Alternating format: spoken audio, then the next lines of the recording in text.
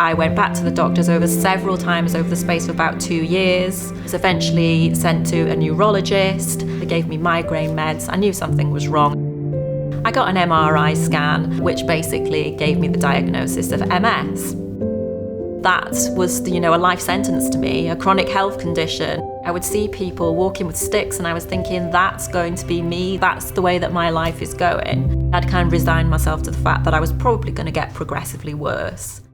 It transformed my life within 21 days.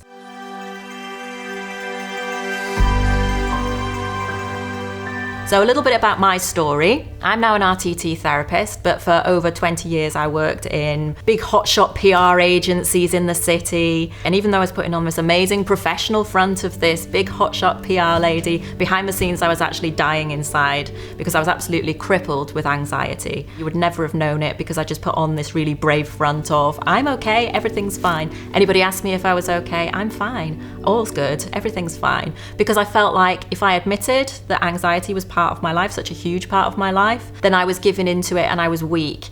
Eventually, I started to notice that my body wasn't having any of it at all. I started to feel kind of ill and I got very strange symptoms.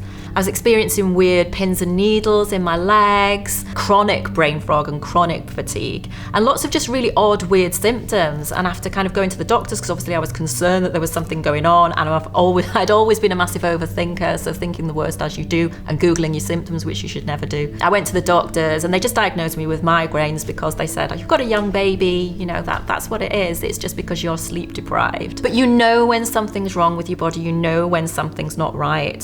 I went back to the doctors several times over the space of about 2 years, was eventually sent to a neurologist.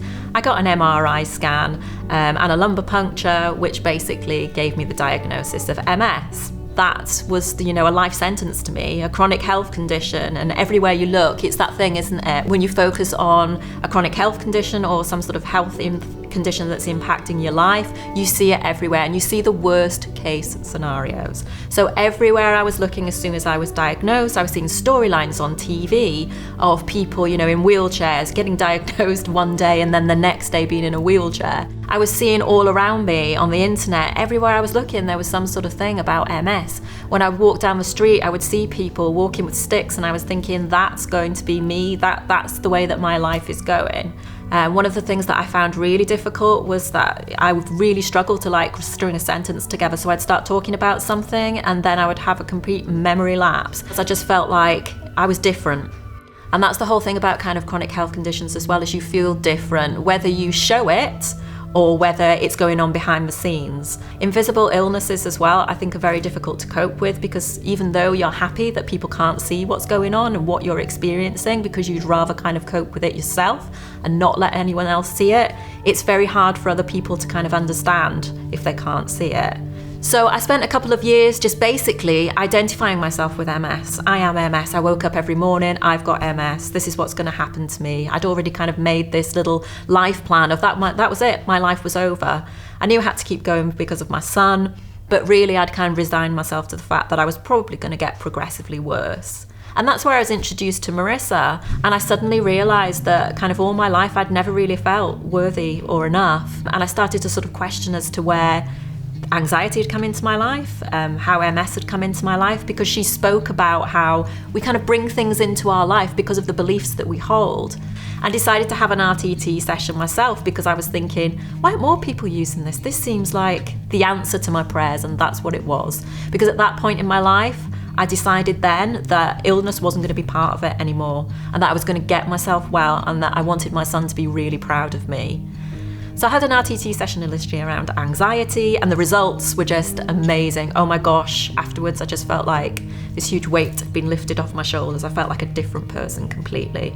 It transformed my life within 21 days, which is why I went back then and had a session around MS and why MS came into my life, because that's what I heard from Marisa's words, that things come into your life and manifest themselves within your body for a reason. And it comes from your belief systems that you formed, it comes from your past experiences.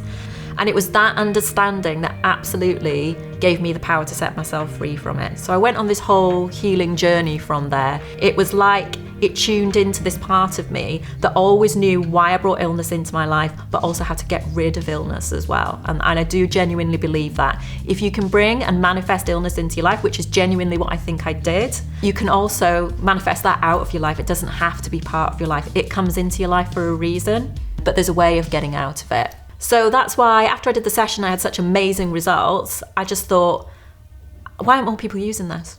Why aren't more people doing this? Because at this point as well, I'd joined so many support groups and I was just seeing people in states of absolute despair, exactly the same way I was, kind of like, this is my life now, just accepting it, I am MS. But you don't want illness in your life. And one simple trick, which I learned from Marisa, was stop calling it stop taking ownership over it and let it go. And that massively changed my viewpoint on things. And I thought, I need to train to do this. And so that's why I trained to be an RTT therapist.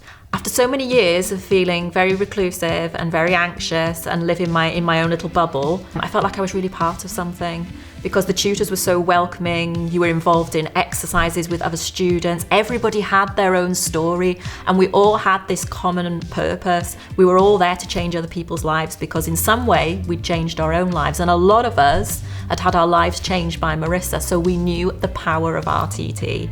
And that's why we kind of jumped on the course. So yes, I did the first virtual classroom cohort, absolutely loved every minute of it. Never had a doubt that this isn't what I wanted to do, because I loved it. I loved it straight away. The practice sessions that you do with other students, amazing. It's just, there's such camaraderie. I can't express. You are like part of a little family. It's absolutely fantastic. And the more I learnt, the more I was thinking, I can transform people's lives with this. But I also noticed that I was transforming my own life as well. And it was having a knock-on effect on all of my life. I felt like I was becoming a better parent. I was just looking at the world in a completely different way, but I was transforming myself whilst training to transform the lives of others. So I completed the course and very quickly and very excitedly launched my business straight after. You get so much support with the course as well in terms of marketing and promotion. It's amazing. They don't just kind of train you and leave you to go out in the world. There's support all along the way, and I really found that hugely, hugely, hugely helpful. And I've never looked back. So that's me. So I've kind of been working my practice. I work with people, lots of different things, but I specialize in working with people with chronic health conditions, and that's why I'm doing this video today, because I feel like if we share our stories, we can all help each other. And I think that's so important, because having a chronic illness or having illness in your life doesn't have to mean a death sentence. It doesn't have to mean that's your life forever. It doesn't. There's ways of managing chronic illness, and there's ways of transforming your life and improving your life. It doesn't have to be you.